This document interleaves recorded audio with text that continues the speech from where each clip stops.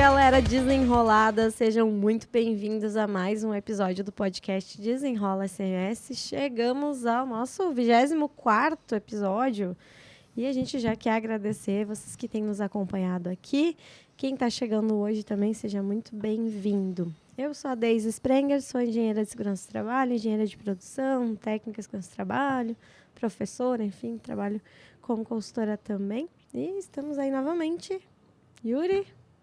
Salve, salve, desenroladas e desenroladas. Sejam muito bem-vindos ao nosso 24º episódio aí do Desenrola SMS. É com muito prazer que a gente está aqui fazendo mais um episódio para vocês, com mais conteúdo e aquela nossa máxima, né, desse conteúdo de qualidade e gratuito para que vocês possam aí enriquecer o conhecimento. Eu sou o Yuri Machado, engenheiro de produção, engenheiro de segurança do trabalho. Também atuo aí como professor, consultor, como engenheiro de segurança mesmo ainda em plantas químicas e petroquímicas. E também host aqui no Desenrola SMS. Hoje a gente vem trazer um assunto super pertinente aí para a nossa área. Antes disso, a gente vai apresentar então os nossos patrocinadores, né? Temos então aí a Proseg Consultoria de Engenharia, a AS Gestão Jurídica Empresarial, a Marluvas Equipamentos Profissionais, a Luvex Cremes de Proteção e a MetaSafety, que a Deise vai falar um pouquinho para nós aqui agora sobre a MetaSafety. Isso aí, então a MetaSafety oferece treinamentos de segurança do trabalho em realidade virtual. Mais especificamente, já temos hoje rodando treinamento de NR35, então trabalho em altura. A carga horária, né, convencional de 8 horas aí.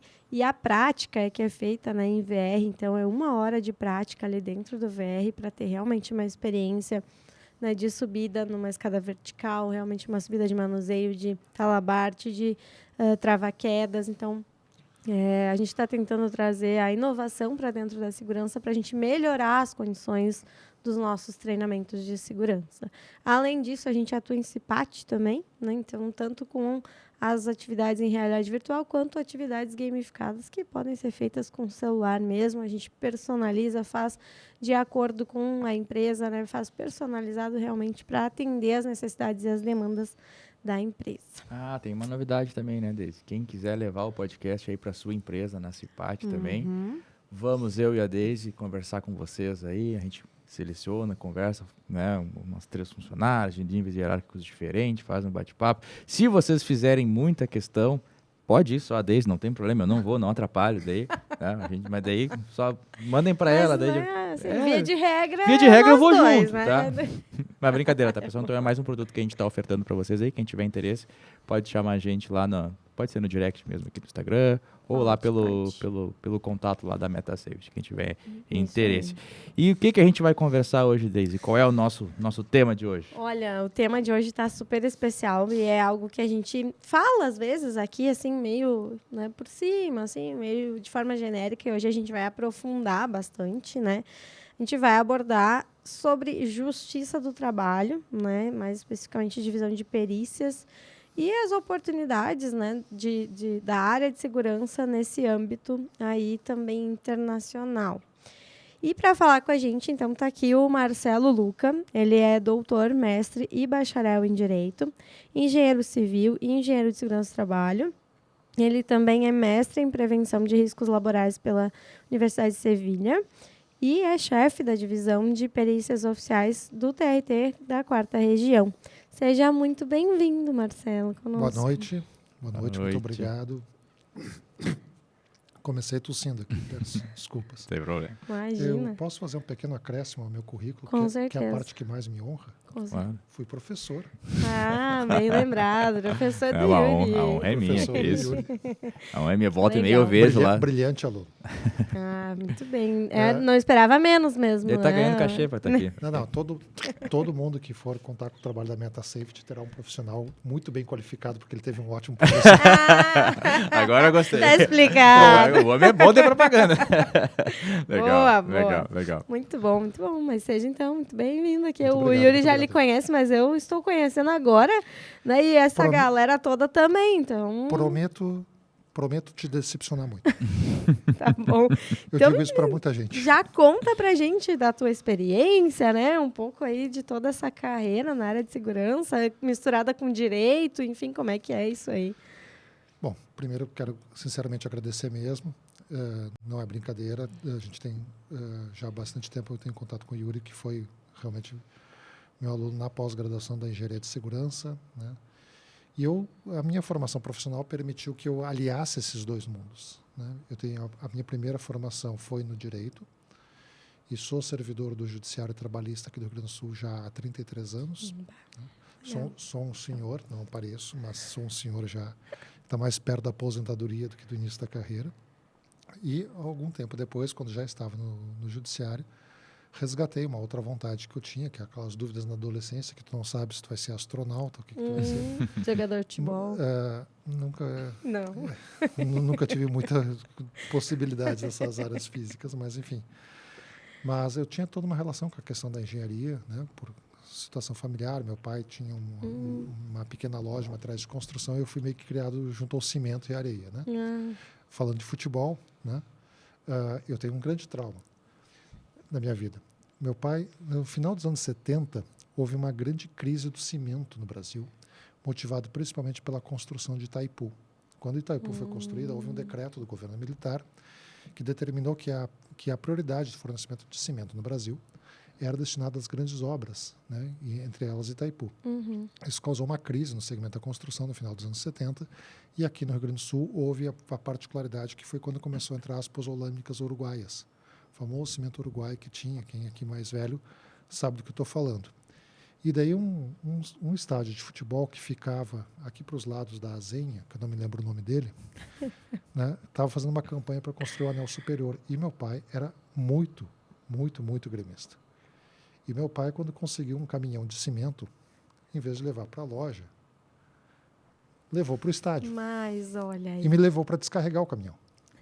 Nossa. Com 13 anos de idade, trabalho infantil, Por isso tudo que ficou errado, traumatizado. né? Ele foi para a Justiça do Trabalho depois, tão revoltado com a situação. Mas, enfim. Brincadeiras à parte para descontrair. Então, depois eu segui a carreira na engenharia civil, mas já com foco na engenharia de segurança. Porque quando houve a ampliação e assim, a Justiça do Trabalho no Brasil não julgava, até 2005, os acidentes de trabalho. O acidente de trabalho, se tu estavas numa relação de emprego, um contrato, uma carteira de trabalho assinada, uma construtora, numa metalúrgica, qualquer segmento, né, e tu sofresse um acidente caracterizado como acidente de trabalho, a ação de indenização por conta do acidente ela tramitava na justiça comum, na justiça estadual, que tinha vara especializada de acidente de trabalho. A partir de 2005, e essa competência é atraída para a justiça do trabalho, até porque lá no justiça do trabalho tu tinha que discutir, por exemplo, se havia vínculo trabalhista. Para depois poder discutir a indenização do acidente. Peço desculpa. Mas, enfim, então, com a necessidade de ampliação e capacitação do corpo, né, eu já estava direcionado um pouco com essa intenção já de mais tempo e depois acabou se confirmando mais adiante. Então, fiz a outra formação, primeira engenharia civil, desde o começo da faculdade, dizendo que eu estava fazendo engenharia civil para poder focar mais adiante na especialização em engenharia de segurança do trabalho. Depois disso, eu fiz um mestrado em prevenção de riscos laborais na Universidade de Sevilha, já aliando um pouco dessa formação que eu já tinha, então, do direito com a engenharia. E, mais recentemente, o mestrado em Direito, e agora estou concluindo o doutorado em Direito aqui na Universidade Federal do Rio Grande do Sul. Legal. Mas sempre aliando essa ideia de como que a tecnologia se relaciona, como que o direito se relaciona com a engenharia. No meu mestrado em Direito, eu fiz uma experiência bem interessante. Meu mestrado em Direito, e eu, para não fazer algo tão comum de ficar falando de lei, porque lei às vezes atrapalha, não vou dizer isso. A lei é resultado dos comportamentos sociais do interesse da sociedade, da harmonização da tessitura, tá? Isso é assim que se define. Mas o que eu queria fazer? Eu queria demonstrar como que a segurança do trabalho se relaciona com o direito numa situação prática. Aconteceu uma novidade no Brasil, a partir de 2014, que foi as empresas de transporte por aplicativos. Tá? Sem dizer nomes, mas enfim. E, para além da discussão, daí começa a ter a discussão se isso tem vínculo, é trabalho, tem carteira assinada. Essa semana agora nós estamos em setembro, e há poucos dias atrás saiu uma decisão da Justiça do Trabalho, que não foi daqui do Rio Grande do Sul, determinando, fazendo uma ordem de efeito erga omnes. Erga omnes aqui tem que aplicar para todo mundo, dizendo que as empresas têm que contratar todo mundo como CLT e fazendo uma indenização bilionária. Eu resolvi fazer a outra pergunta. E como é que é a condição de segurança do trabalho de quem trabalha? Bom, se trabalha... Verdade, né? Não estou falando de vínculo de emprego. Sim, como é que é a condição de independente segurança? do vínculo, né? E daí eu me cadastrei como motorista. Ah, legal! E dirigi. Né? Que legal. E aqui já fica vamos combinar uma coisa aqui no podcast. No final, nós vamos combinar. Essa minha dissertação de mestrado virou um livro e nós vamos sortear aqui Legal. depois. Vamos ver Olha pelo aí. Instagram aqui, vamos fazer uma Boa. coisa. Legal, a gente faz um sorteio, sim. Que é um livro sobre os motoristas de aplicativo e a segurança do trabalho na indústria 4.0. Está disponível, Legal, né? Está disponível aí legal. nos maiores sites aí de vendas de livros, só buscar pelo meu nome. Mas nós vamos sortear, né?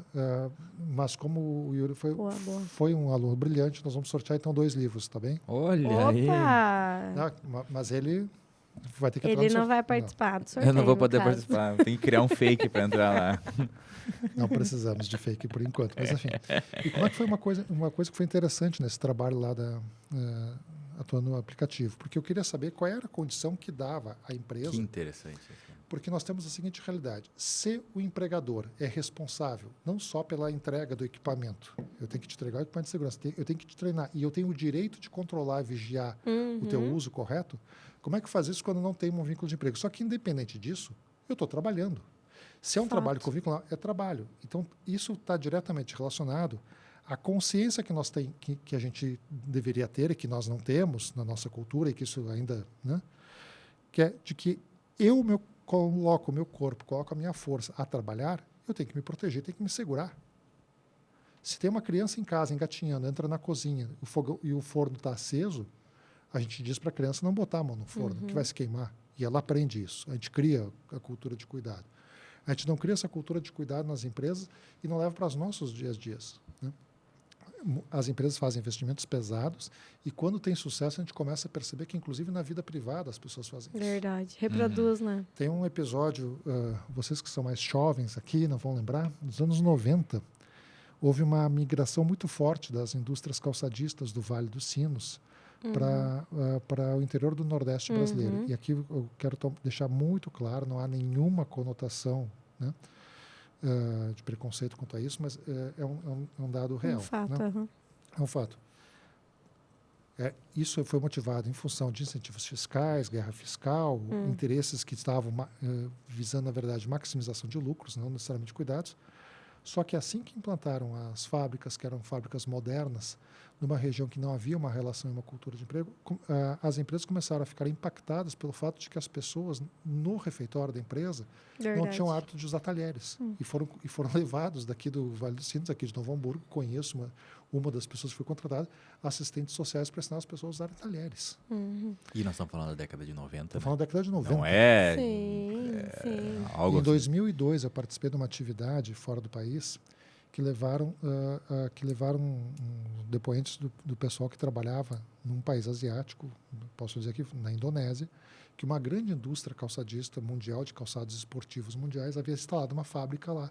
Simplesmente chegou uma fábrica do século XX, né, virado já do século XXI, numa condição específica, numa região que os caras viviam ainda quase que na Idade Média. As pessoas estavam... Eles nem sabiam lidar com isso. Eles não usavam calçados. Né? Então, muitas vezes, esses impactos têm. Quando eu fiz essa experiência do aplicativo, quando eu fiz essa experiência a partir disso, fui lá e me cadastrei. Vamos ver o que eles vão exigir de mim. Se eles vão fazer um ASO para mim? Ai. Vão fazer um admissional? Que tipo de verificação? Eles vão ver se eu tenho postura? Eles vão analisar a condição ergonômica, se o banco do meu carro, quantas horas eu vou. Algumas coisas mudaram de lá para cá. Esses dados são de 2017, né? 17 e 18, quando eu fiz a pesquisa. Eu entrei, portanto, participei de bastante grupos de motoristas, né? E num dos grupos, daí um dia eu resolvi fazer a pergunta: escuta, qual foi o máximo de tempo que tu ficou dirigindo? Né? Porque nós temos um orgulho, né? O trabalho é algo que dignifica. Se por acaso, desculpa, eu não sei, vou permitir, tu é solteira ou casada? Casada. Tá. Se tu por acaso está solteiro, está numa festa, encontra um rapaz, né? Ele chega, um rapaz, uma moça... Não, seja vai me quem for. comprometer aí. Não, sem problema. Tu encontra alguém na festa. E a pessoa chega e diz, oi, tudo bem? Tal, tu começa a conversar. E a pessoa, ou a mulher, enfim, diz, tu pergunta, o que tu faz da vida? A gente faz essa pergunta quando aborda alguém, né? O que tu... E a pessoa diz, eu não trabalho, eu acho que a vida é para ser vivida, eu acho que estamos por aí, estamos aqui para esperar o que vier. Viva e tal. a sociedade alternativa. Ok, valeu, obrigado, beijo, bonitinho, bonitinha e tal. Né? Ao contrário, exemplo ao contrário. Né? Tá na balada e chega, né? Olha alguém interessante, uma mulher, vai lá abordar e tu quer ficar grandão para cima dessa pessoa. Né? E tu é um estudante de engenharia do primeiro semestre. Oi, tudo bem? Né? Tudo bom? Oi, tudo bom? Mexe o cabelo, eu não tenho cabelo para mexer. O que tu faz da vida? Eu sou um engenheiro formado em física nuclear, quântica, astronômica, espacial e descobri o princípio de Bohr. Né? E estou candidato ao Prêmio Nobel agora este ano. Porque te valoriza. O trabalho é uma coisa que te dignifica. Sim. Quando a gente começa a estudar todas as teorias, a teoria do princípio que se tem de que o trabalho é uma coisa que dignifica, isso nos dá um orgulho na ideia de que a gente tem que ser produtivo. Isso é todo um debate mais complexo que tem.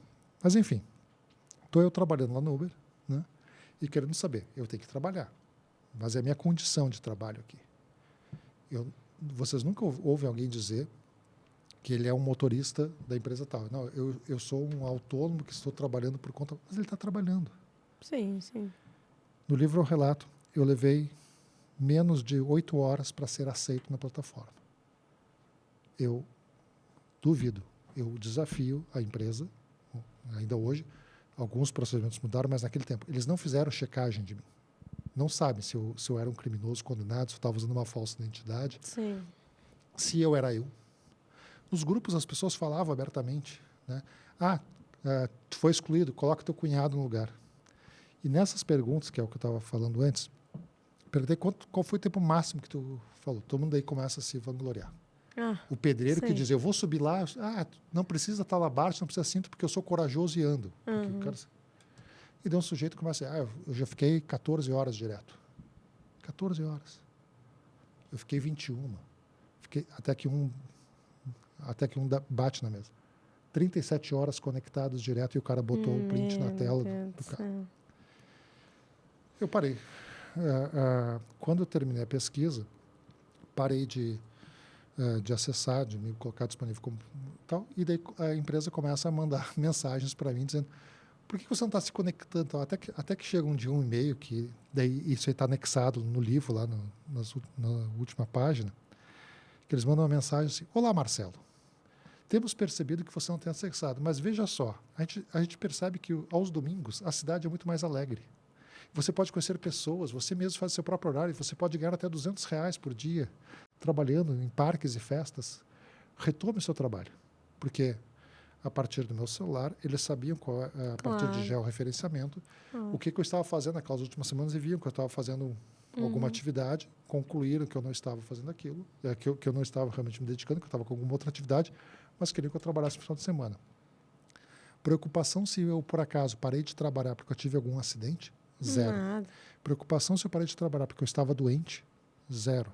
Sim. Então, a condição de saúde e segurança do trabalho, ela tem que ser muito mais uma imposição da lei do que ela tem que ser, na verdade, um grande trabalho de consciência das pessoas de perceber que isso é direito fundamental dela.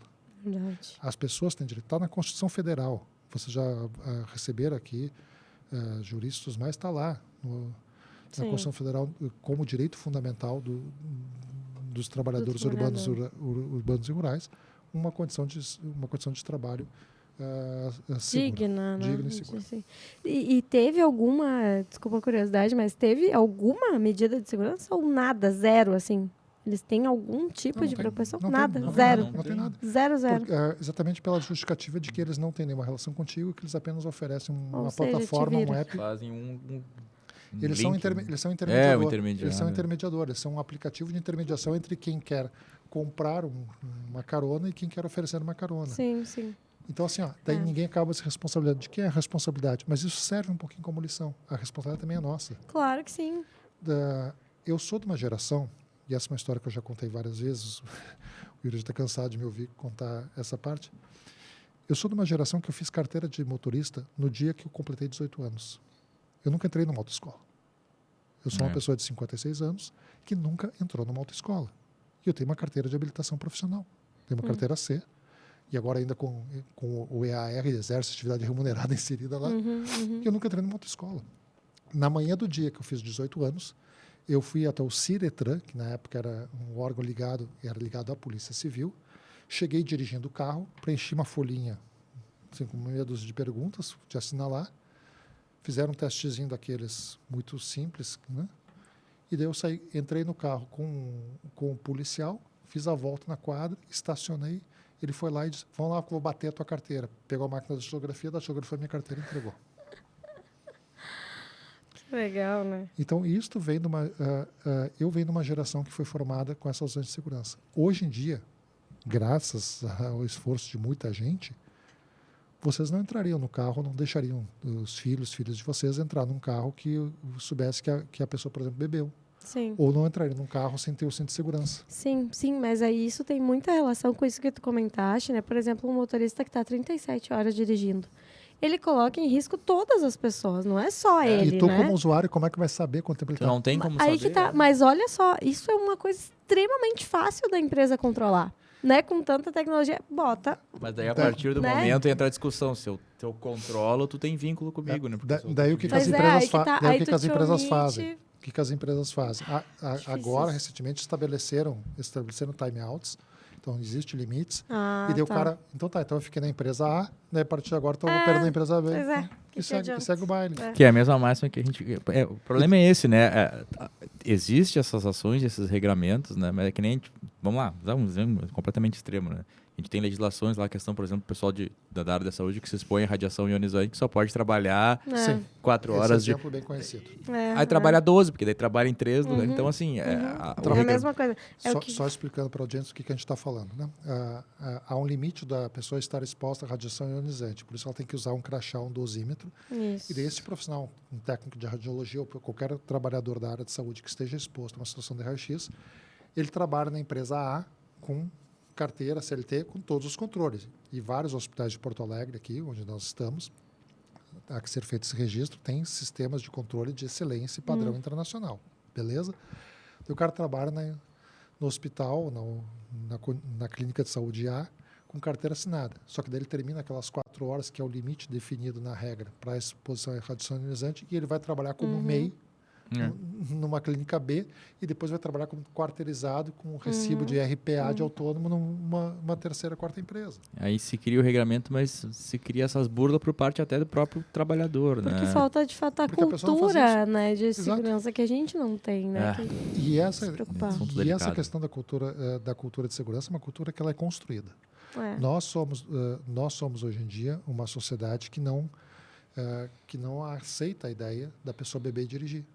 Se eu convidar vocês aqui depois da nossa depois da gravação, descermos num bar tomar e tal, e eu disser para vocês, olha, eu não vou beber porque eu estou dirigindo, ninguém vai me reprimir. Verdade, mas nem sempre foi assim. Não, há 20 anos atrás, se eu dissesse uma coisa, peraí, antissocial, qualquer coisa assim, isso aí. andar assim, sem segurança, é a relação que se tem com o pedreiro. Né? O pedreiro bom é aquele que vai subir rápido na viga, que vai fazer... ferramenta. É o que sobe sem cinto. Para que isso? Atrapalha. Cinto de segurança atrapalha. A luva, tudo. Luva atrapalha. Capacete para quê? Né? Lá vem o engenheiro de bota. Rápido. Né? Coloca as coisas aí porque o engenheiro vem para atrapalhar. Assim, cara, é bem assim.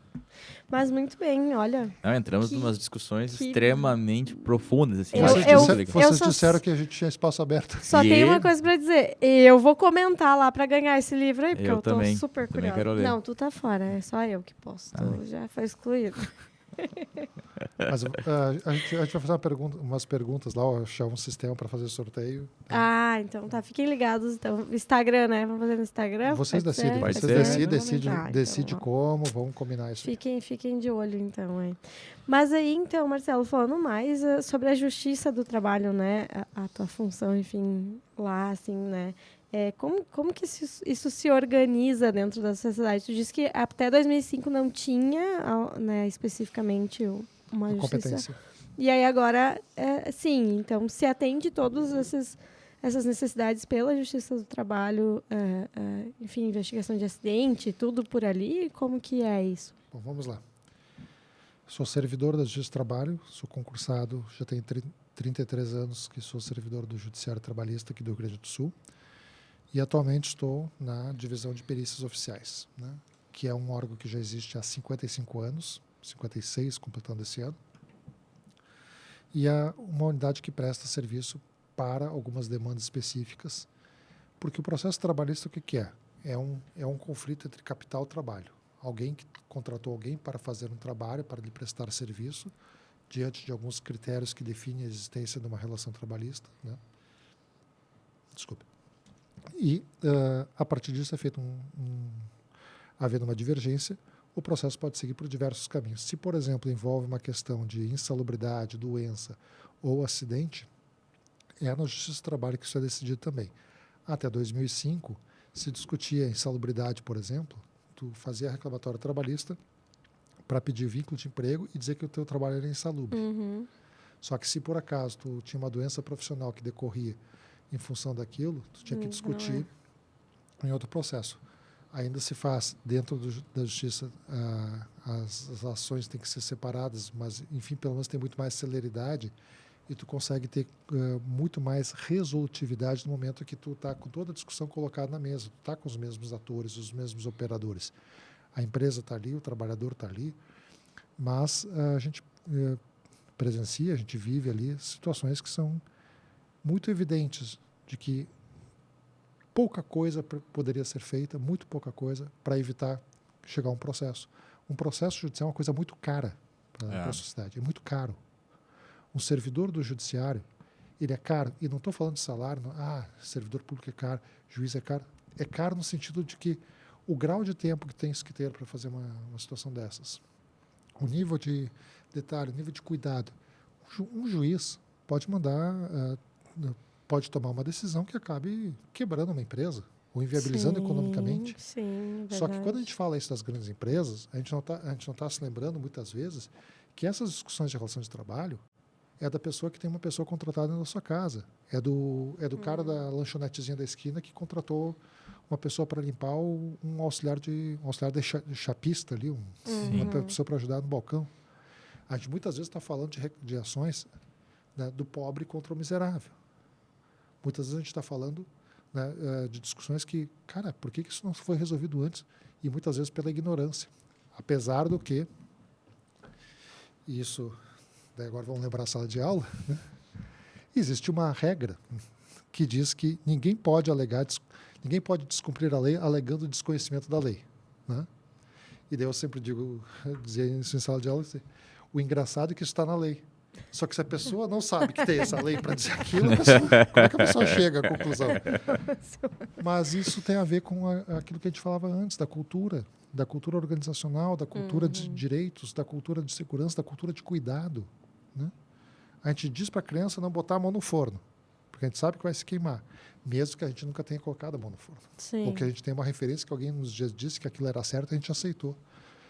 Quando a Justiça do Trabalho começa a fazer esses julgamentos e começa a cada vez mais tomar esses cuidados, tu amplia a possibilidade de que as pessoas percebam, opa, peraí, eu não vou ter um processinho só trabalhista para discutir meia dúzia de trocados e a ação acidentária, que é onde é pesada, que às vezes está falando de morte, está falando de indenização decorrente de morte. Vocês tiveram aqui alguns episódios atrás, né?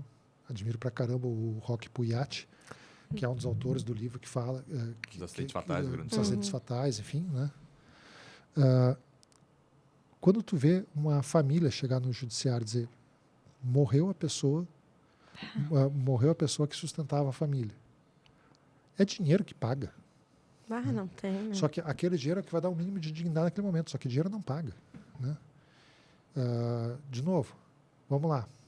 Te faço uma proposta agora. Vamos lá. Se tu não aceitar, eu vou fazer para o teu marido. R$5.000 agora. E eu corto a tua mão. Que horror, né? Escolhe, direita ou esquerda? Não. Dá para não escolher. Tem que escolher uma. 10 mil? Não tem, 20 mil não falou mais nisso. Não vai ter negócio aí. Porque 20 mil não muda a tua vida. Só que para algumas pessoas 20 mil pode mudar. E por que eu estou falando o número de 20? Então. 85%, o número é 85, uma coisa assim, mas depois a gente pode conferir. Eu prometo que faço um comentário aqui do número correto. Das ações da Justiça do Trabalho no Brasil são abaixo de R$20 mil. Nossa. Mesmo? E agora quando Nossa, fica um pouco mais sabia. claro, né, quando tu menciona, Marcelo, de como mover isso é caro em detrimento até da quantidade, por exemplo, da indenização. Exatamente. Nossa, Porque não tinha muitas vezes ideia disso. porque muitas vezes a gente não está falando apenas da indenização. O dinheiro não é tudo. Muitas vezes a gente vê processos no qual a pessoa quer se sentar na frente do cara e dizer: eu estava certo, tu estava errado. Às vezes tem essa questão também. Tem essa questão. As pessoas precisam ter aquele olho no olho. E aqui vai uma dica para as pessoas que contratam pessoas. Para as pessoas que contratam pessoas. Ponto para corte aí já, pessoal. Não, Eu acho legal quando tem essas É insights, absolutamente equivocado que as organizações, as empresas, têm uma política de que o dono contrata e na hora de demitir manda alguém do RH demitir. Aquela contratação foi feita olho no olho.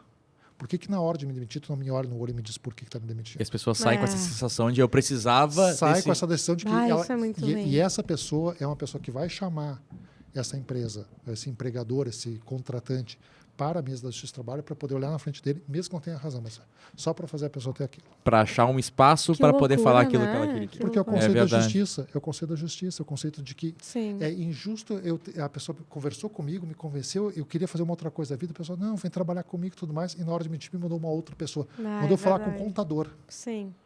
Mandou ir lá no escritório do contador fazer isso. E isso está errado, porque muitas vezes a pessoa daí sai de lá, sai doente, né?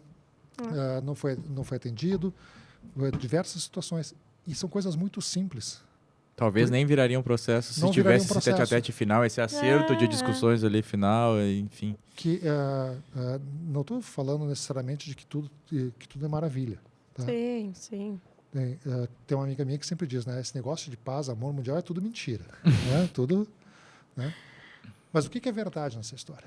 É verdade que as pessoas precisam ter uma satisfação. As pessoas precisam saber daquilo ali. São pessoas, né? São pessoas. Tu está trabalhando com pessoas. Tu não faz uma máquina trabalhar para ti se tu não der energia para ela. É verdade. Na hora que tu retira a energia da máquina, ela para. Então, quando tu levas para a Justiça do Trabalho essa quantidade de situações e tu percebe nessa quantidade de que o que está em jogo ali muitas vezes é algo muito simples, né? Pô, eu fiquei doente para a tua empresa. Mas vamos lá, tu não aceitou R$20 mil. Mas eu quero te convidar então para fazer o seguinte, vamos trabalhar juntos e tu vai ficar doente. Por um percentual, aquele percentualzinho, 20% tá sobre salário mínimo. 200 pila, vamos arredondar aqui para facilitar a conta, 200 pila por mês. E tu fica trabalhando e eu fico colocando 80 decibéis berrando no teu ouvido aqui todo dia. Chega no final das 8 horas, tu não consegue... Só um parênteses, tá? 200 pila pro pessoal que é de fora do Rio Grande do Sul, de São Paulo. É a moeda corrente no Rio Grande do Sul, tá, pessoal? Sim, é o conceito. Vamos lá. Pila é o dinheiro mais valioso que tem. É uma expressão aqui do Rio Grande do Sul. Pila... É que nem uma prata, uma grana, enfim. Sei. Os mais antigos chamavam os barõezinhos. Mas, então, assim, R$200. Né? Pagar R$200 para alguém ficar doente. Se eu pago adicional de insalubridade, eu não preciso, ao pagar adicional de insalubridade, eu não preciso, muitas vezes, daí, já paguei adicional de insalubridade e não preciso, então, fazer as medidas protetivas.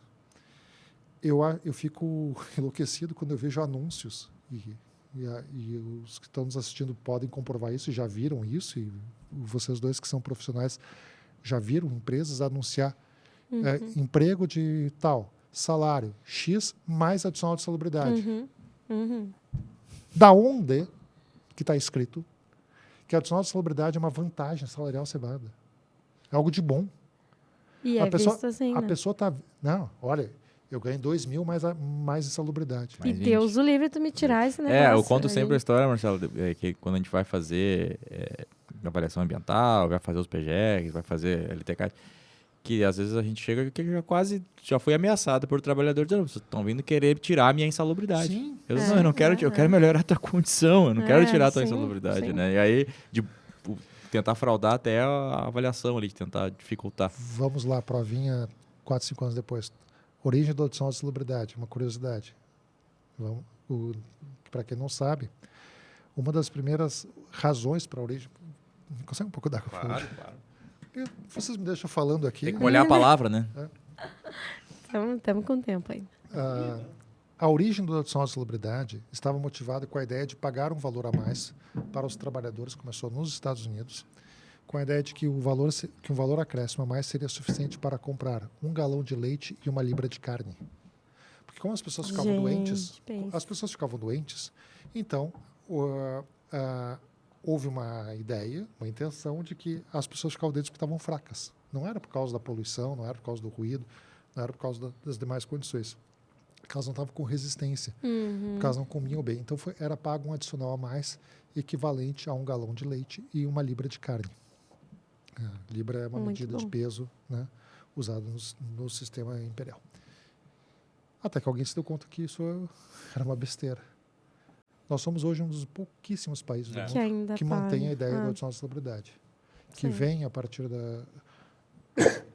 dos movimentos anarco-sindicalistas italianos que trazem para o Brasil, é incorporado nas práticas trabalhistas a partir da década de 30, se instala na CLT e hoje é dado em todas as regras. E daí volta aquela pergunta. Alguém ainda consegue aceitar a ideia de que nós temos um sistema de que se paga para a pessoa concordar ficar doente? Então, a Justiça do Trabalho hoje tem todo esse aparato importante. Nós temos mecanismos extremamente rigorosos. A Justiça do Trabalho no Brasil, isso as métricas todas do Conselho Nacional de Justiça, o CNJ, comprovam, é a mais rápida do Brasil e a mais eficaz. Considerando volumes e tudo mais, vai comparar com uma cobrança de seguro, uma ação de vara de família, ação de qualquer outra situação, ação de banco, o que quer que seja, ou considerando o volume e a nossa resolutividade, nós somos os mais rápidos, em termos de tempo médio, de resolução de processo e tudo mais. E com um grau de precisão bem interessante. Mas isso por quê? Por exemplo, se usa muito das relações que é necessário a partir dos espaços acadêmicos, dos espaços profissionais. E daí vamos lá, focando para a questão da perícia, que os profissionais de engenharia de segurança se interessam bastante. Isso, boa. Se eu tenho um processo trabalhista, que eu estou discutindo se aquele trabalho é insalubre ou não é insalubre, se há uma periculosidade ou não há uma periculosidade, se foi acidente ou não foi acidente, né?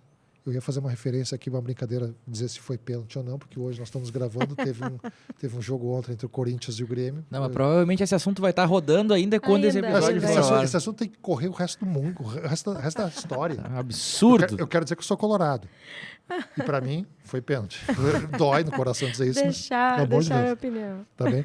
Mas assim, toda essa discussão que se faz,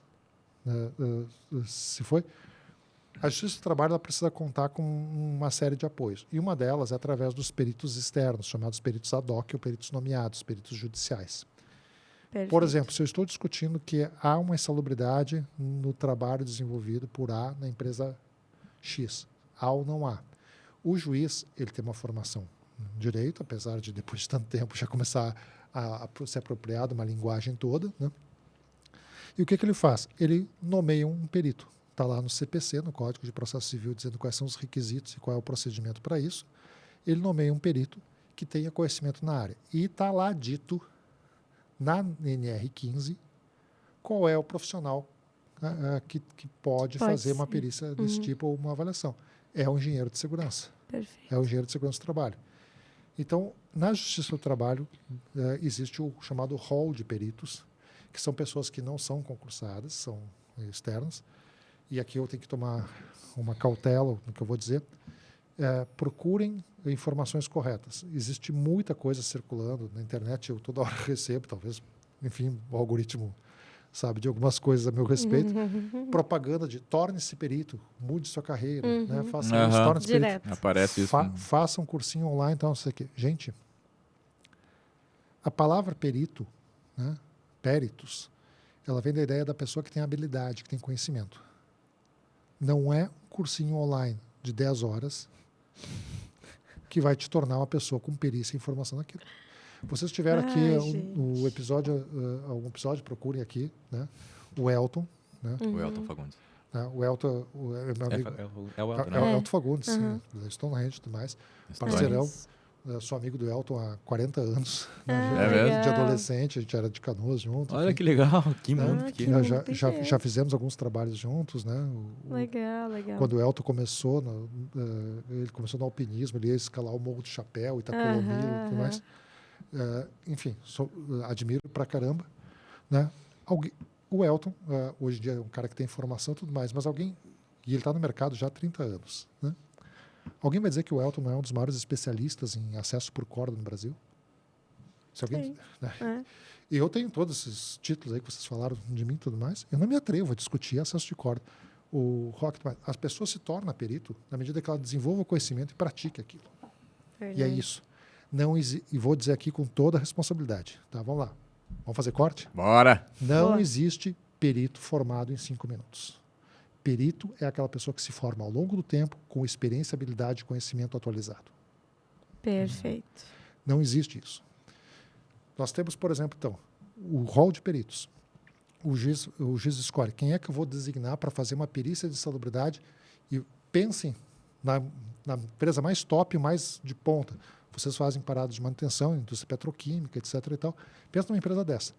Por acaso é um engenheiro que não tem conhecimento, ou que tem um cursinho de 5 minutos, vai chegar lá e olhar, como é que se sobe nisso? Porque ele vai ver lá se o defletor tá ok, se o queimador tá ok, que está carbonatando. Sim. Né? Há um conjunto de informações que o cara precisa ter para poder chegar e dizer, isso aqui tá... Ele foi lá para uma questão de um risco mecânico, mas daqui a pouco se depara com um risco químico. Ele foi lá para uma condição de um risco biológico e se depara com uma condição totalmente adversa. Verdade. Então não se forma um perito em 5 minutos. Não se forma um perito num curso online. O juiz olha aquele rol de peritos, escolhe alguém que ele conheça e que ele verifique que tem qualificações, designa ele e ele traz para o processo o laudo dizendo é insalubre, não é insalubre, é perigoso, não é perigoso, foi acidente, não foi acidente. Tem nexo causal, lembrando o conceito de nexo causal, é quando tu relaciona determinado fato ou determinada condição ao resultado ocorrido, né? Se eu estou falando de um acidente, uma fatalidade, de um quase acidente. Enfim, perfeito. Quando a gente tem essa situação dos peritos, é isso.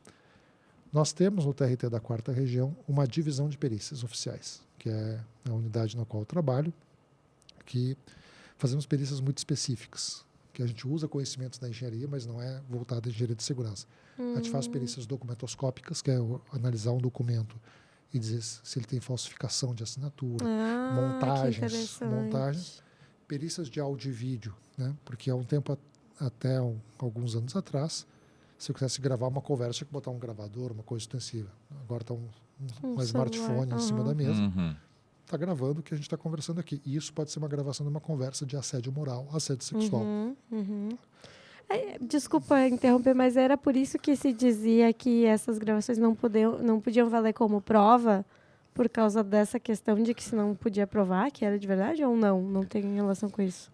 Se dizia o seguinte, a gravação não era válida como prova, não era aceita como prova, porque ela era ilegal, porque eu não estava sabendo que estava sendo gravado, então estava sendo preparada uma prova. Entendi. Mas há uma decisão do STF, que já existe há muitos anos, que a decisão do STF diz o seguinte: eu posso gravar as minhas próprias conversas. Então, eu posso fazer uma gravação desde que eu esteja participando daquilo ali. O que eu não posso fazer? Eu não posso me levantar aqui agora, deixar o meu celular aqui gravando a conversa de vocês, sair e ficar lá do outro lado, e depois eu pegar a gravação do que vocês dois conversaram. E isso é ilegal. Entendi. Agora, eu gravar o que eu estou fazendo aqui, conversando com vocês, eu posso usar isso como prova. Certo. Só que isso é uma realidade que está dada hoje em dia nas relações de trabalho, né? Se relaciona também com aspectos de segurança. Porque eu posso estar gravando, por exemplo, uma ordem que alguém me dá dizendo que não é para usar um cinto, que não é para usar um EPI. Ou alguém dizendo, eu não vou usar isso porque eu não quero que ninguém mande em mim e tal. Porque muitas vezes o profissional de segurança do trabalho, o técnico, o engenheiro, o fiscal, a pessoa, o auditor que está ali, ele se depara com essa situação e daí ele quer notificar, ele vai dar uma advertência, qualquer coisa por escrito. E ele pode, inclusive, usar esses instrumentos, gravações e tudo mais, é válido e aceito. Eu como auditor, como técnico, como fiscal, eu posso gravar o que está acontecendo ali para dizer, bom, então tá, ciente. Desde que grave. Então a gente faz perícias para verificar nas gravações se a voz é da pessoa ou não é. Legal. Tá? Você verifica essa montagem. E hoje também uma outra realidade que é muito mais presente, que hoje é bem presente, que é verificação, identificação através de câmeras de segurança e câmeras de vigilância. Nos ambientes de trabalho tem câmeras para poder fazer controle de pessoal. Né? Mas às vezes tu acaba flagrando situações de agressão, situações de assédio, situações de furto, roubo, situações das mais diversas. Só que tem muitas situações que as câmeras às vezes são usadas também como instrumento de intimidação.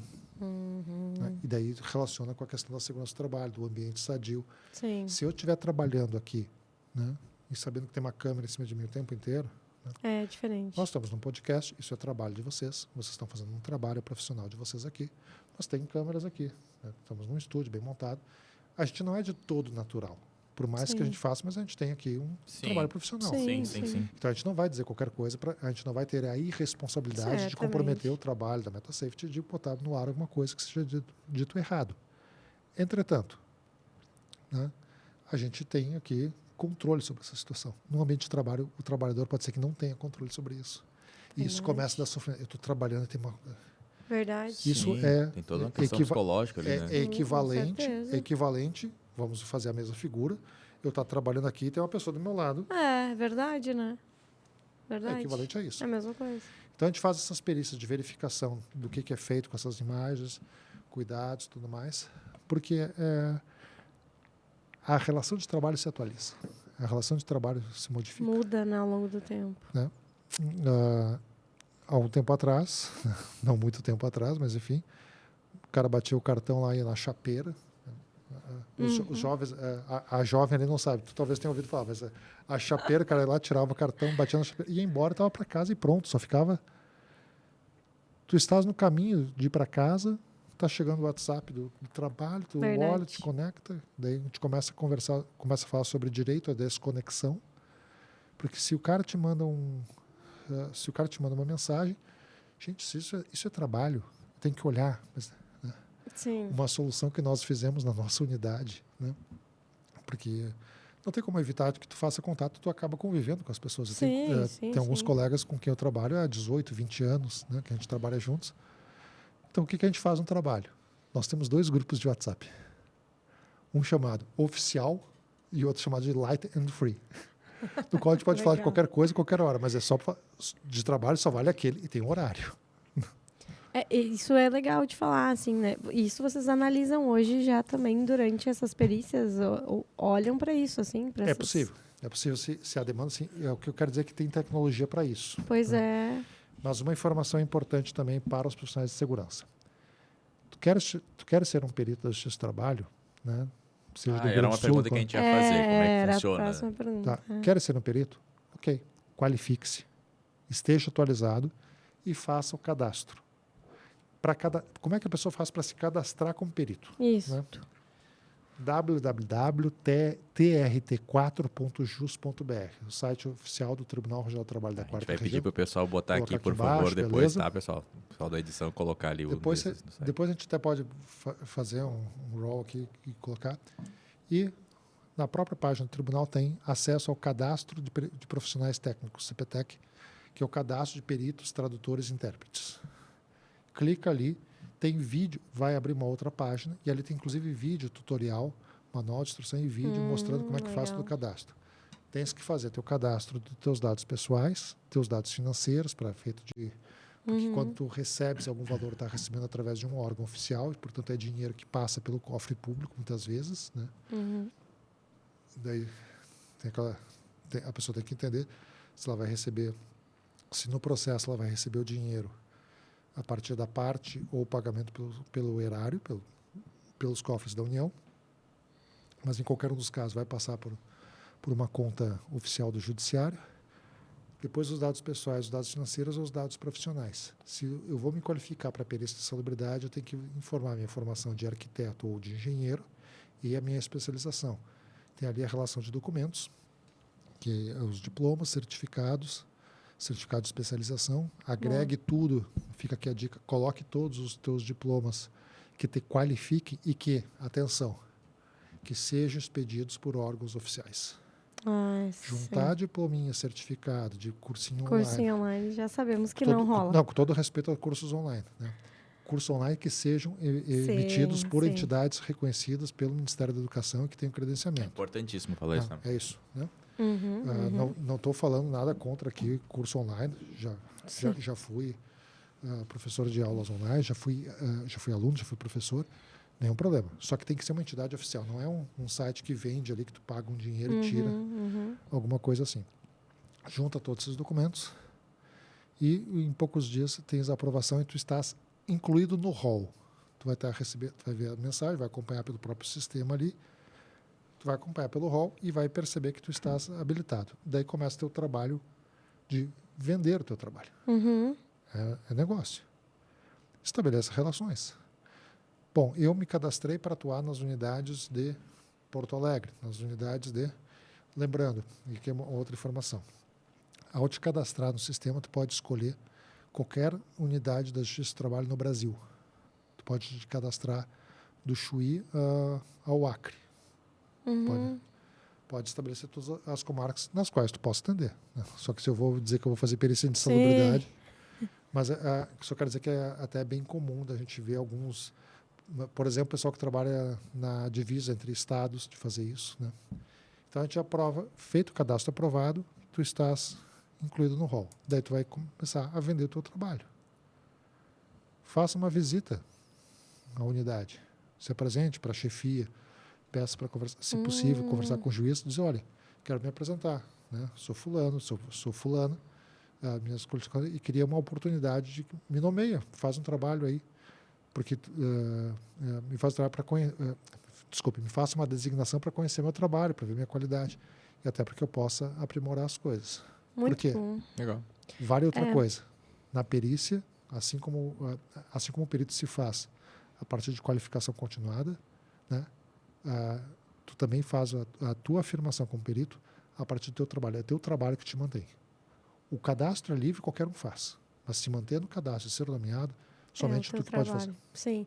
É legal falar isso porque a gente vê assim, né? Muita gente comentando, eu me cadastrei lá no site faz 100 anos e nunca me chamaram. Mas entra bem nisso que tu tá trazendo, assim, né, Marcelo? De realmente conseguir demonstrar que tu tem aptidão para aquilo, de tu conseguir fazer esse networking Parecer aí, pro né? jogo, né? E a galera às vezes ignora essa pergunta parte. Pra gente também constantemente, vocês, como é que faz para ser perito? Volta e meia pergunta pra gente. Então é interessante a gente trazer esse assunto à tona aqui, né? Uma pergunta. Se o cadastro, por exemplo, coloca lá que vai atender, sei lá, Rio Grande do Sul. E depois, se em algum outro momento me mudei, consegue fazer essa atualização lá também? Sim, pode atualizar. O cadastro é uma situação viva, né? Que muda a tua condição. Por exemplo, tu te habilitou para ser, para ser perito de engenheiro de segurança, mas daqui a pouco, vou dar um exemplo, mas não conheço nenhum caso, daqui a pouco tu resolve fazer medicina, né? E faz medicina do trabalho. Tu quer fazer também perícias médicas, né? Mas tem profissionais que se formam em direito e depois fazem engenharia, né? Tem uma galera, doidos. Tem para tudo. Como é que as pessoas não me amarraram no negócio? Mas, enfim, sim, é possível. O cadastro é uma coisa viva. E bem importante isso que vocês comentaram. Me inscrevi, nunca fui nomeado. Gente, ninguém vai ficar lá catando ali. E quero dizer, tem centenas de pessoas. Centenas. Sim. Como é que se destaca na multidão? Pois é, aí que tá, né? Porque é o juiz que vai escolher quem é a Mas a pessoa partir do trabalho. mais apta. Participe das entidades, participe da ARES, participe da... Nós temos aqui no Rio Grande do Sul, na Justiça do Trabalho, também fica aqui uma dica, que é uma conversa bem legal de fazer com o pessoal da APJust, que é a Associação dos Peritos da Justiça do Trabalho, que são os peritos externos ex-nomeados. É um trabalho bem... depois passo o contato para vocês. São extremamente acessíveis. Farei e vão dar uma contribuição bem importante para vocês aqui. Mas, assim, participa das atividades da APJust, faz networking, né? Porque o volume de processo é tão grande que, às vezes, o juiz diz, olha, eu realmente preciso. Só que como é que eu vou nomear alguém que eu não sei? Conhece, né? Por exemplo, não sei se esse cara não vai ser parcial.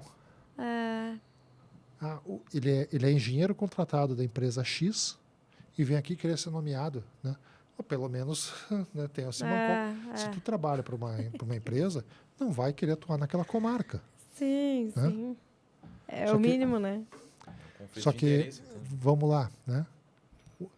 Às vezes a gente tem que dizer o mínimo. O óbvio precisa ser dito, a gente fala isso o tempo todo. Desde adora essa frase, né? O óbvio precisa ser dito. O óbvio eu uso muito porque ela é uma derivação de uma frase que é o essencial é invisível aos olhos. Que é uma frase do Saint-Exupéry. Verdade. O essencial é invisível. As pessoas às vezes não enxergam o óbvio. É verdade. É mais fácil, parece até de passar despercebido. Muito bem. Legal, tivemos bons insights. Olha, aí, né? ainda tem mais uma questão, né, que a gente queria trazer aqui, Marcelo, que é com relação à questão do trabalho da área de segurança internacional. Assim, né, tu teve algumas experiências fora e tal, mas a gente tem muito isso, assim, né, a galera às vezes pergunta, né, vale a pena, né, como técnico, dá para possível, atuar, não é possível? Não dá, Que a o gente engenheiro pode, o técnico não pode, enfim, né.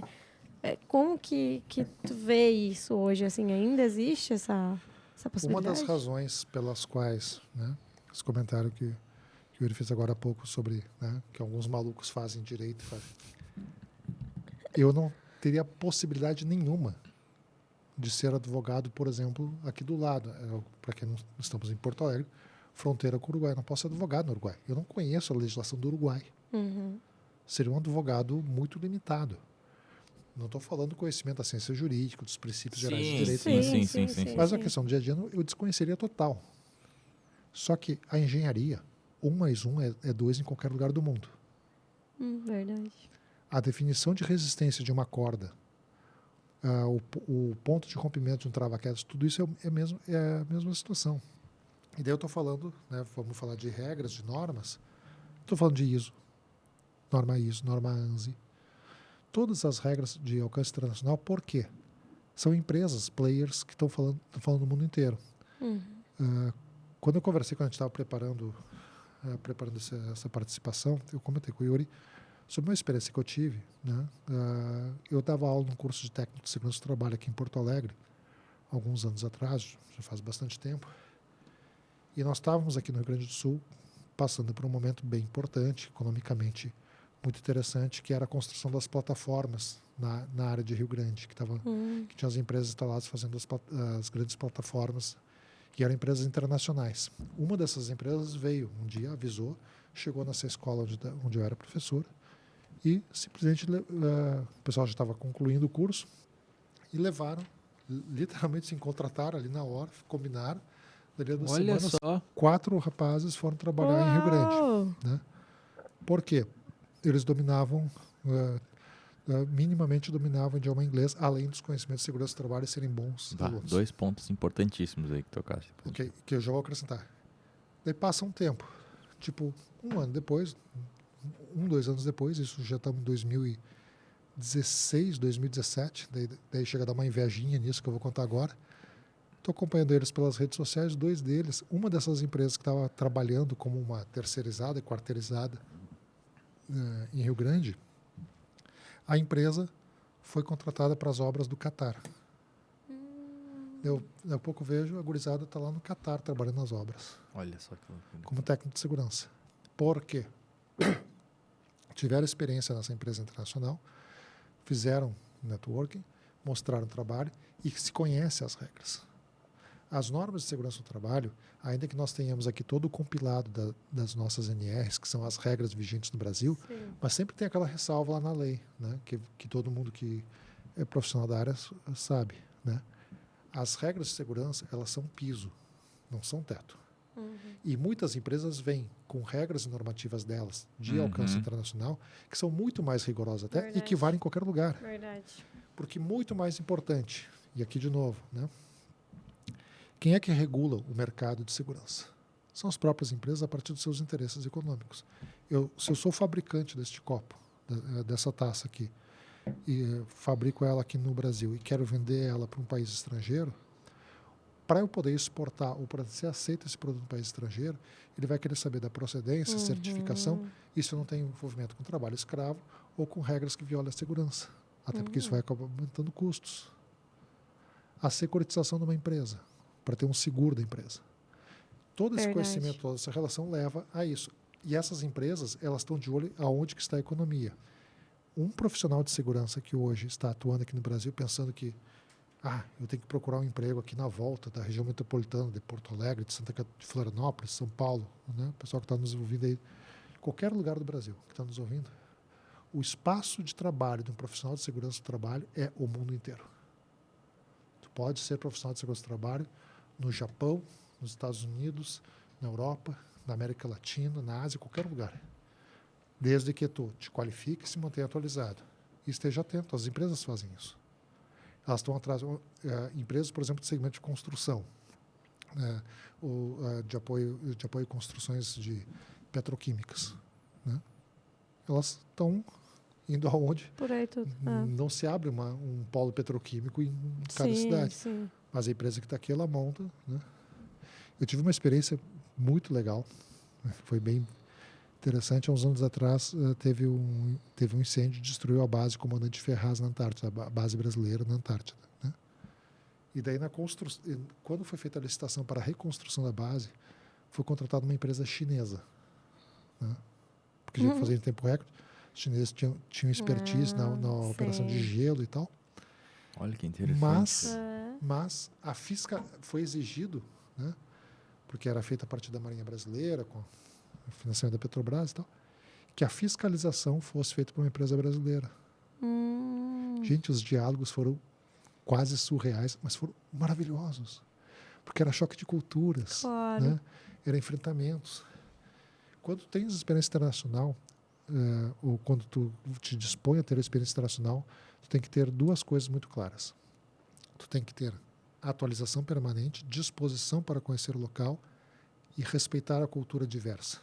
Verdade. Não vai trabalhar no Catar, não vai trabalhar num país muçulmano querendo impor regras da tua religião, dos teus conhecimentos. Não vai trabalhar numa situação que seja mais rigorosa e dizer, não, eu sou brasileiro, eu dou jeitinho. Não rola. Não vai, né? Claro. Não vai. Se tem regra, né, e ali o que vige é a regra, tem que estar escrito, faça do jeito que as coisas são. Isso vai te tornar uma pessoa melhor, né? E como é que tu te insere no mercado internacional? Estando qualificado. Não é fazendo cursinho online. Não, é verdade. Eu até tinha anotado aqui para não perder o raciocínio e até reforçando isso que o Marcelo falou, né? A importância de a gente se manter atualizado e com conhecimento técnico, principalmente o pessoal que é estudante, que assiste a gente nesse momento também, seja do técnico de segurança, seja da engenharia de segurança, enfim.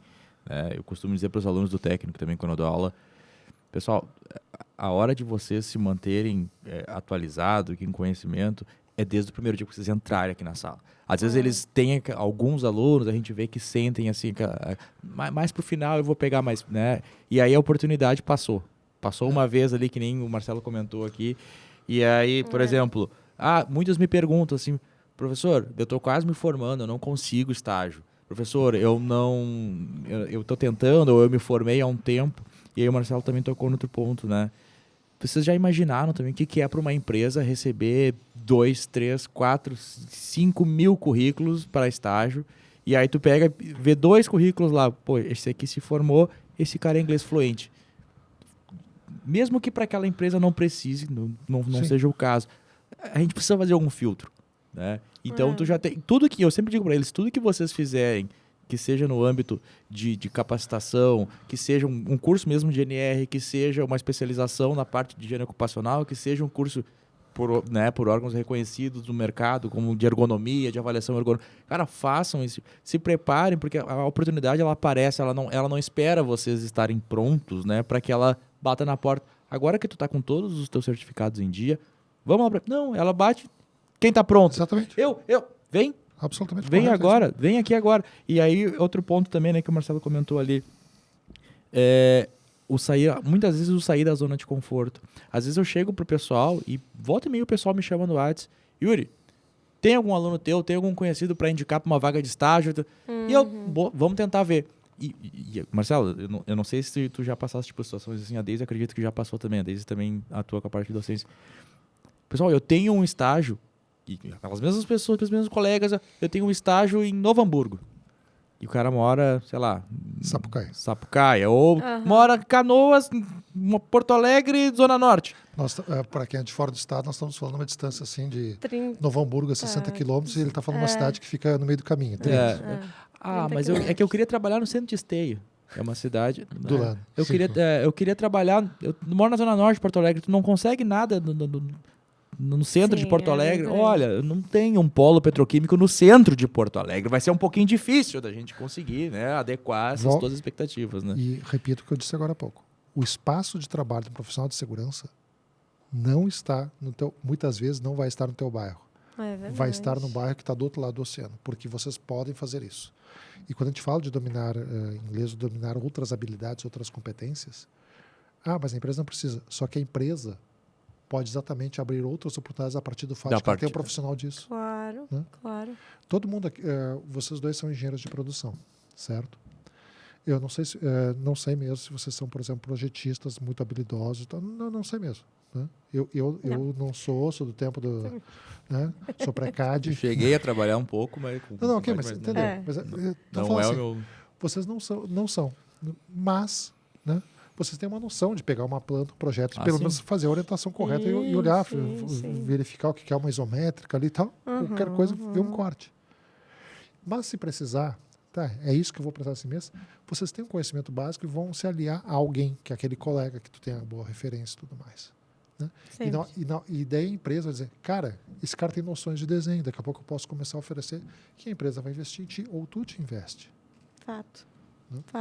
Eu tive uma situação assim numa empresa que eu trabalhei e uma colega que era técnica, na época eu era técnica de segurança e ela também era, e a empresa que nós trabalhávamos tinha uma unidade na Argentina e lá era muito difícil de conseguir, né, profissionais e tal. E ela se dispôs a ir daqui para a Argentina, né, atuar como técnica. A gente na época fez toda a regularização do certificado dela, a tradução, todo aquele esquema que precisa fazer. E aí, o resto da galera que estava na equipe também foi convidado aí. Mas ninguém quis, porque tinha que falar espanhol. Era muito difícil. Né? Então, assim, tu vê, ela tá lá até hoje. Ela tá, tipo, super bem instalada, adora, sabe? Fez uma carreira profissional super bacana, porque ela, num momento, disse sim para um desafio que ela talvez nem sabia como ia ser. Não sabia mesmo, né? Enfim. Mas diferente daqueles que... não quiseram saiu simplesmente... da zona de conforto, exatamente, né? E sem contar uma outra informação que as pessoas têm que ter muito presente. Um profissional de segurança do trabalho, muitas vezes, ele não depende de uma empresa. Porque ele é a própria empresa dele. E quando eu digo que ele é a própria empresa dele, ele tem condições de fazer um bom comercial e vender o seu produto, o seu serviço. Desenvolve uma habilidade. Cara, eu sou muito bom em avaliação de risco, sou muito bom em fazer indicação de soluções preventivas. Eu sou um bom palestrante, eu falo bem, posso daqui a pouco entrar para a área de treinamentos. Né? Tu pode ser a tua própria empresa. E isso é em qualquer espaço. Daqui a pouco tu achas um nicho. Quando tu te coloca no mercado, e é aquilo. Não adianta tu te colocar lá no hall de peritos da Justiça do Trabalho, se tu não for lá, batendo na porta e dizer, olha, tudo bem, estou aqui, quero te mostrar como é que eu trabalho. Se ofereça para fazer um laudo gratuito. Né? Outra alternativa para os peritos, só para voltar aqui ao assunto. Né? Sim. Mas eu me cadastrei na Justiça do Trabalho, né? Eu me cadastrei na Justiça do Trabalho e nunca me nomeiam. Então, tu não estás te dando conta de que o trabalho do perito não é apenas aquele perito que é nomeado pelo juiz. existe o assistente técnico também. Legal. Se tu tens um processo que tem um autor, tem um réu, tem um trabalhador, tem uma empresa, tem um juiz, o perito é a pessoa que é nomeada pelo juiz. Nada impede que a empresa, né? Nós temos aqui um dos nossos patrocinadores, a S Gestão Jurídica Empresarial, que muitas vezes nos seus processos tem lá um perito nomeado pelo juiz e ela tem que nomear o assistente técnico. Isso. Quem é que é o assistente técnico? Qual é o papel do assistente técnico? É uma pessoa com qualificação, às vezes até superior do próprio perito nomeado pelo juiz, que vai acompanhar o perito e vai dizer, e daí, seu perito? Né? Vai emitir um parecer, não é laudo, vai emitir parecer, vai anexar, pode apresentar quesitos, pode fazer perguntas, pode vir depor em audiência também, vai fazer um trabalho similar. O campo do trabalho do perito, ele é muito mais amplo. Quando o cara vai lá, faz o cadastro, aquela cena que vocês me contaram, o cara faz o cadastro, fica, nunca me nomearam, estou sentado? Tá, então não se apresenta como perito. Verdade. Porque tu não foi atrás. Exatamente. Procura os escritórios de advocacia, procura os escritórios de atuação no segmento da justiça do trabalho. E bem legal, eu atuo, já atuei algumas vezes também como assistente técnico, né? E essas discussões que geram nesse momento, nessa dinâmica ali, são muito interessantes, né? Porque são dois técnicos conversando, analisando uma situação. Com uma linguagem diferente do juridiquês. Com uma linguagem diferente ali e até pegando o gancho daquilo que tu comentaste antes, Marcelo, eu enxerguei algumas coisas de uma forma diferente. De algumas discussões que a gente tinha no momento, de algumas perícias que a gente faz, né, onde eu estava no papel de assistente técnico, que eu e o perito entrávamos numa conclusão assim, cara, isso é irrelevante para essa perícia. Porque justamente era aquela discussão que faltou no momento do desligamento. Então ficávamos eu e o perito assim, sabe, aquele ping-pong. Porque não tinha relação nenhuma com aquele... Porque consegue fazer lá a mesma linguagem, porque estão num nível de conhecimento razoável e tudo mais. Eu sempre dou um exemplo, brinco muito com isso, que uma vez eu vi uma placa, eu não estava na engenharia ainda, né? Me lembro de adolescente olhar, passar na frente de uma obra e tinha uma placa. Contenção de talude por cortina atirantada. Eu fiquei parado vendo aquela placa e pensei... Oi? Cara, isso é uma coisa tão óbvia para um engenheiro civil que os caras colocam numa placa. Eu não tenho nem ideia do que seja. No direito tem uma piadinha que eu adoro fazer, que é o seguinte. O sujeito... como é que estamos de tempo? Tá de boa? Estamos chegando ao fim, mas pode ir. Só contar uma piada no direito. Né? O sujeito chega no escritório do advogado, doutor, eu tenho uma causa ganha aí. Eu tenho uma causa e tal, não sei o que o senhor... é causa ganha, o advogado diz. Né? Pode deixar que eu já vou... Me procura daqui uns dias que eu vou lhe dar um retorno, mas isso é causa ganha, tá certo, eu sou bom. O cara volta, ele não tem... doutor, e aquela causa ganha, como é que tá? Veja bem, ao considerar a hermenêutica transdogmática no sentido lato sensu, analisando o petitório vestibular e considerando todos os aspectos extrínsecos e intrínsecos necessários, verificou-se que o documento acostado exordial do mandato outorgado não constava a firma do outorgante, por tal razão foi declarada a inépcia do quanto pedido e tu me deve R$500. Uau! Eu confesso que eu escutei só o vestibular ali no meio. Eu peguei a parte da firma. E os R$500 que não tinha. Só para traduzir. Vamos lá, traduz para nós. Peça vestibular, quer dizer que é a peça de início. Vestibular quer dizer início. Firma é a assinatura. Sim, imaginei. O que aconteceu, né? Eu me senti nas cordas tomando soco, assim. Eu tava o que aconteceu? O advogado juntou a procuração sem assinatura. Então foi declarada inépcia quando não é levado adiante. Tá? Então a linguagem acaba sendo poder. Ganha. Só que se eu digo isso para uma pessoa de formação jurídica, ele vai entender tudo que eu disse, assim como um engenheiro civil, hoje em dia, consigo entender o que é Agora que tu fala duas línguas, então, né? mas é um ótimo exemplo, é exatamente isso. Né? Eu acho que é isso, a gente tem que aprender a falar a linguagem. E quando a gente fala a linguagem, a gente se coloca no mercado da maneira que for. Por quê? Daí vamos de novo. A barreira aquela do... Opa, a gente fala espanhol, não fala espanhol? Só que o calcular a resistência à distância, uma ancoragem, não interessa se é na Argentina ou no Brasil, vai ser a mesma coisa. Isso aqui não está bem fixado, tu vai conseguir identificar. Esta é a linguagem. A linguagem técnica é uma linguagem internacional, é uma linguagem que te qualifica. Né? Isso é que te traz excelência. Então, a linguagem não precisa te preocupar em saber como é que tu vai pedir, me dá um prato de massa. Eu não gosto, sei lá, eu não gosto de sardinha. Não precisa saber como é que diz isso. Isso o Google Tradutor faz, exatamente, né? Isso. Boa, né? Porque a tecnologia hoje em dia está incorporada a isso. Sim. E outra linguagem que temos que falar para poder atuar no mercado internacional é a linguagem da tecnologia. Sim. Se eu chegar para qualquer mercado e disser que eu não sei alguma linguagem mínima de programação, ou pelo menos não saiba do que está se tratando, ou não saiba utilizar uma ferramenta de comunicação, o cara diz, ok, tô te mandando, vamos fazer uma entrevista de seleção e estou te mandando um link do Zoom. O que é Zoom? Sim, minimamente. Tem que saber. Ok, a gente trabalha remotamente e tal, e a gente compartilha tudo por um drive. O que é um drive? Sim. Então, assim, se manter... Estou dando exemplos muito básicos. Sim, né? sim, Mas sim. estou falando de ferramentas mais complexas, né? ERPs, sistemas de controle, todos. CSAP da vida. CSAP, qualquer coisa que a gente esteja falando. Né? Mas, se a pessoa não tem noção disso... mas eu vou dizer que até nessas coisas básicas, assim, eu vejo pelos meus alunos, tem gente que vem de um ensino fundamental, médio, que não foi tão bom assim. E se a pessoa não buscar fazer, vamos lá, para esse básico aí, saber fazer, mexer num editor de texto, num editor de planilha, ou criar uma apresentação por fora, buscar por si, esse tipo de coisa às vezes não tem. Então, assim, desde o básico, tem que buscar isso, porque... Nós estamos falando hoje em dia de inteligência artificial, né? De tu botar parâmetros ali e pedir para criar uma planilha, um sistema de controle. Olha, eu posso imaginar que os meus familiares mais idosos não dialoguem com essa ferramenta. Sim, sim. Mas eu não posso imaginar que um profissional, né, que queira ser um profissional de alta performance desconheça o que é isso, do que está falando. Sim, minimamente tu tem que conhecer, porque tu tem que dar o prompt, né, que a gente fala, o comando para aquela máquina interagir. Então, minimamente tu tem que saber do que tu está falando, qual é a linguagem que tu quer que ele use, qual é, né, enfim, as dimensões ou os limites que tu quer que use ali e tal. Então...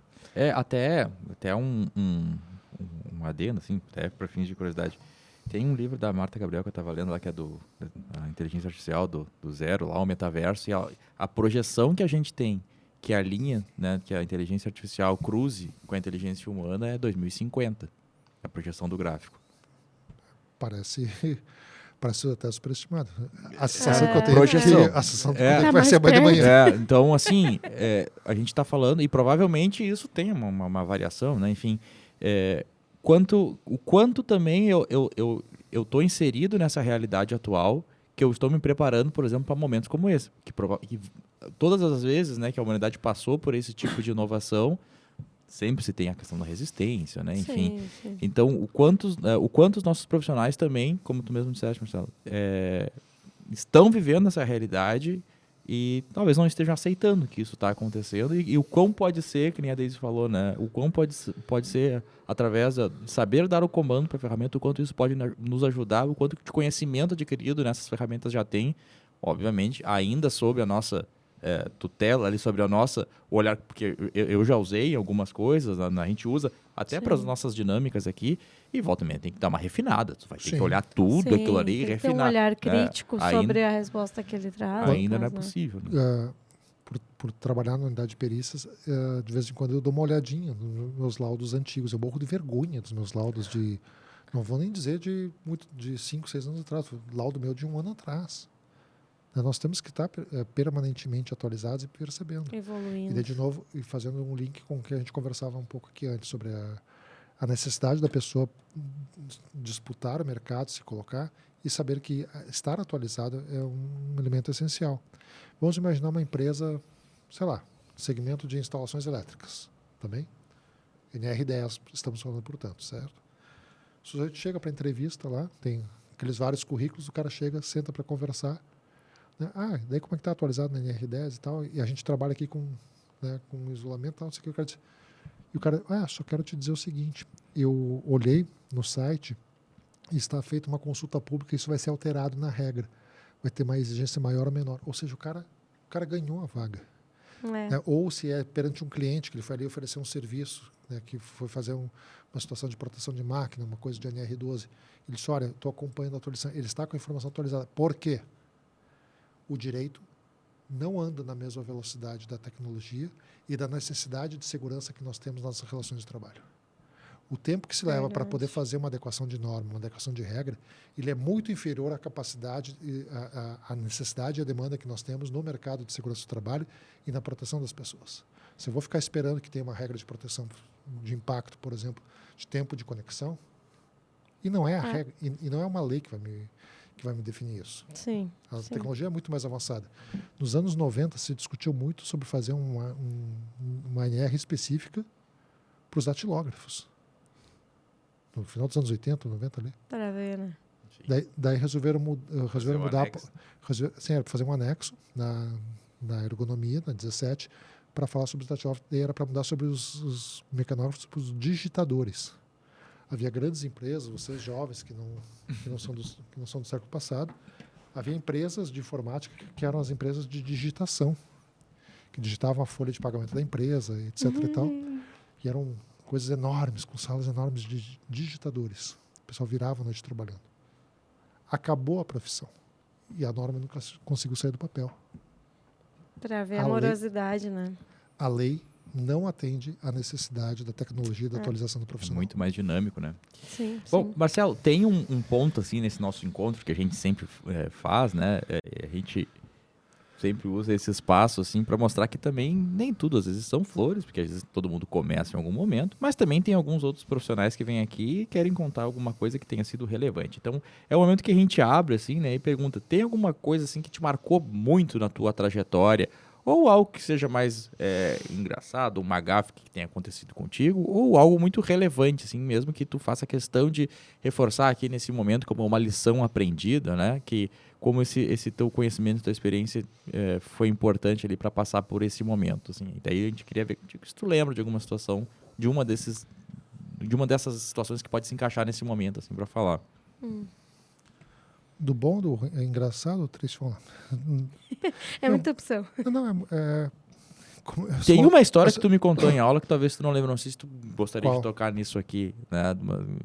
Que me marcou muito, porque eu lembro perfeitamente da aula tu contando. No acidente do pintor? Não. Não, Tá, não, qual que é? da questão que tu, acho que sofreu um assalto e que tu foi usando os Ah. teus conhecimentos para manter a calma naquele Tá, momento. posso contar essa história, mas vamos falar uma de segurança do trabalho rapidinho. Também, não tem problema. Porque eu achei que foi muito interessante a questão de APH que tu usaste em ti mesmo naquela situação. Mas vamos lá. Mas ali envolveu várias coisas. Eu posso contar essa história, mas enfim. Eu trabalhei durante 11 anos na Justiça do Trabalho de Gravataí, aqui uma cidade na região metropolitana de Porto Alegre. E deu muita repercussão na imprensa esse episódio.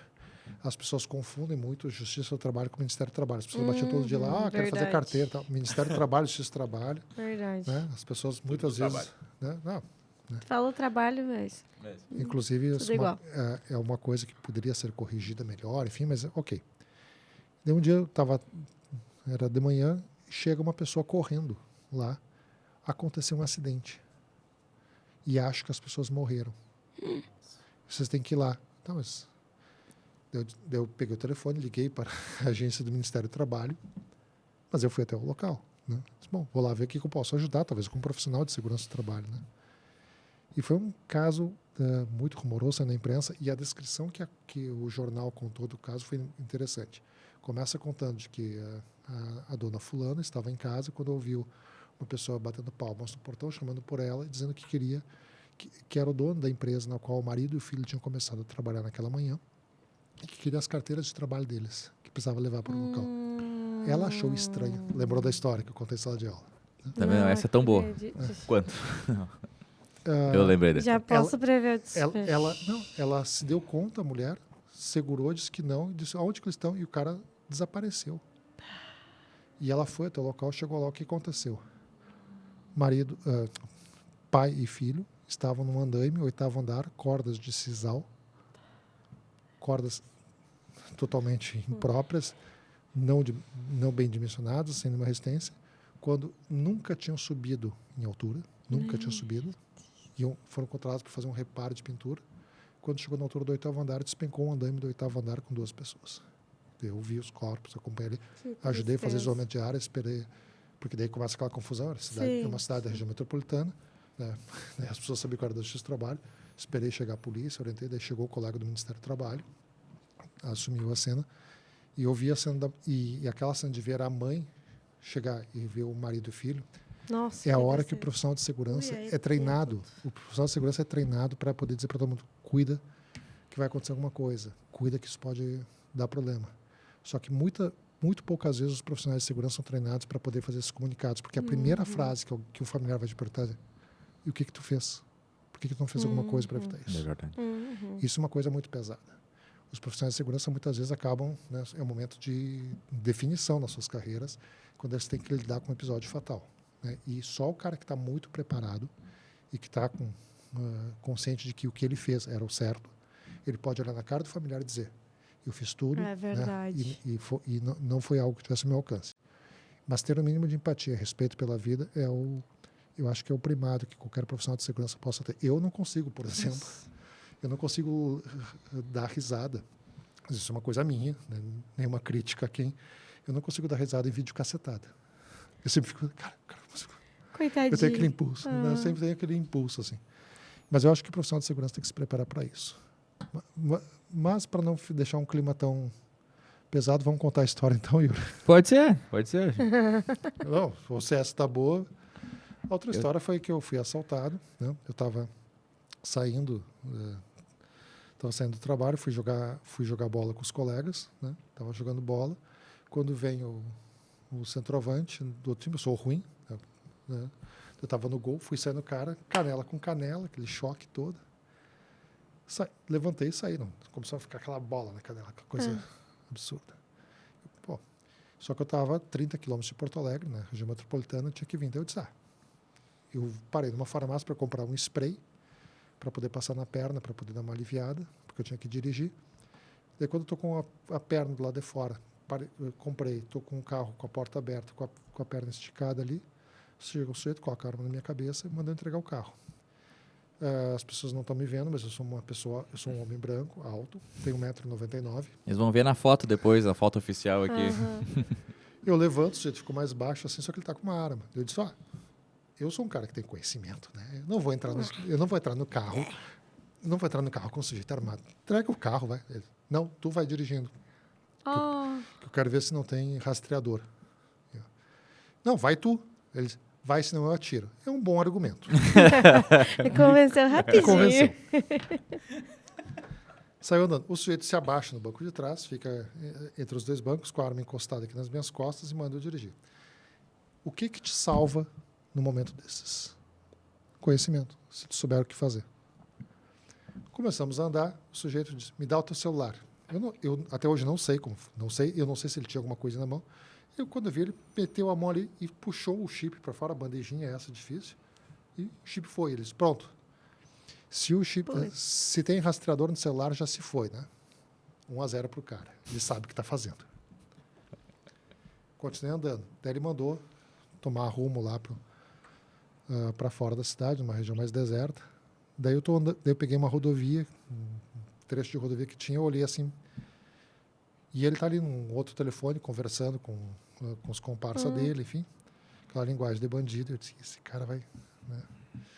Eu estou andando na rodovia, e olhei para trás e disse, esse cara deve pesar uns 70 quilos, força newtoniana, aceleração, massa, gravidade vezes 10. Se eu frear aqui, eu estou a 80. Se eu aumentar a velocidade, chegar a uns 100, e tiver que jogar o carro para o lado, ele está sem cinto de segurança, eu tenho um airbag, tenho cinto de segurança, pelo menos eu tenho uma chance. Né?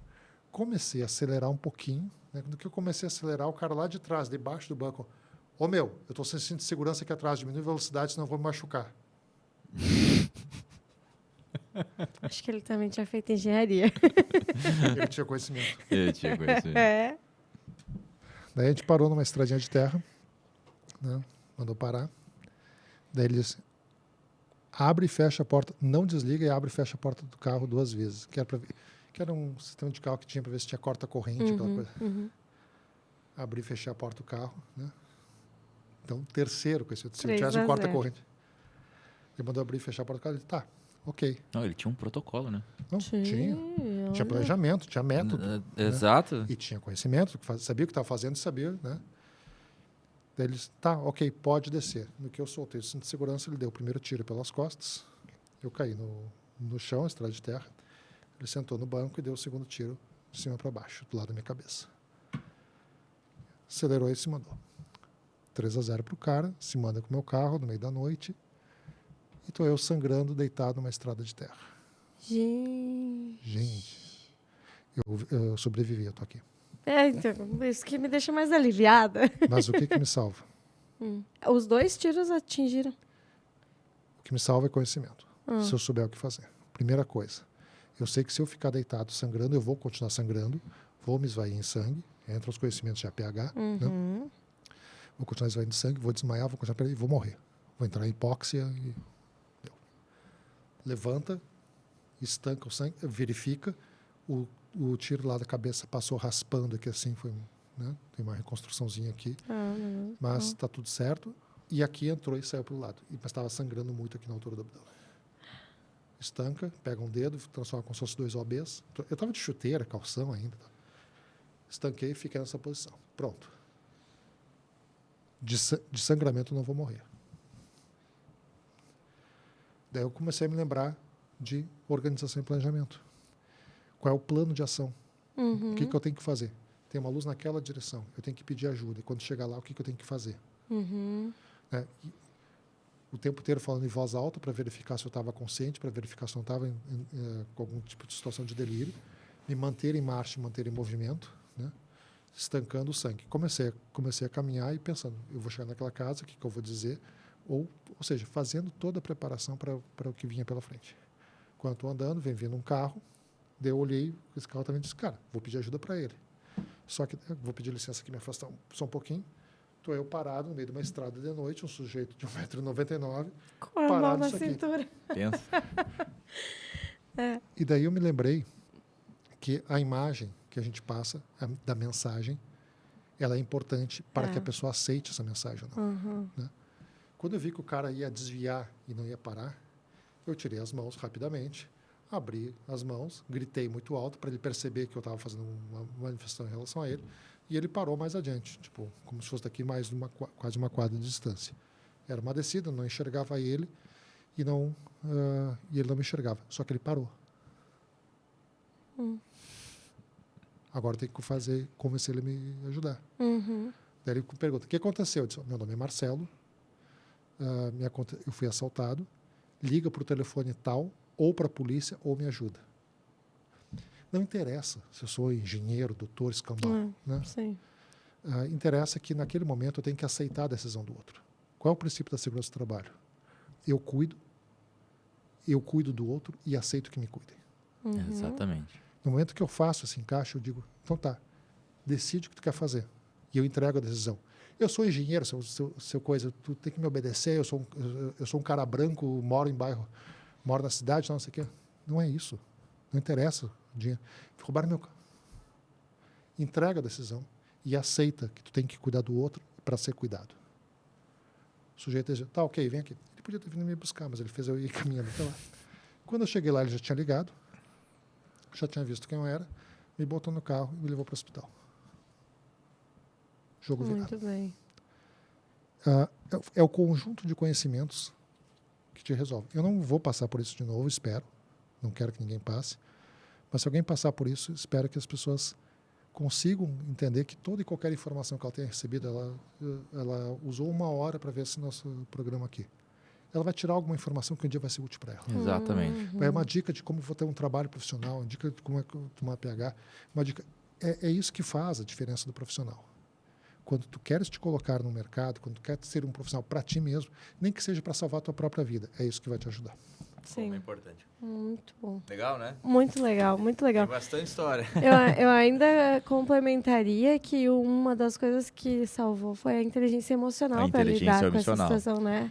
Talvez porque, por trabalhar tanto com a área de segurança, eu tive que dizer tantas vezes isso às pessoas, porque a gente fica calmo. Mas é isso, agradeço pela observação, é isso mesmo. É verdade. Porque na hora da loucura ali, às vezes a pessoa entra em pânico e aí sim que...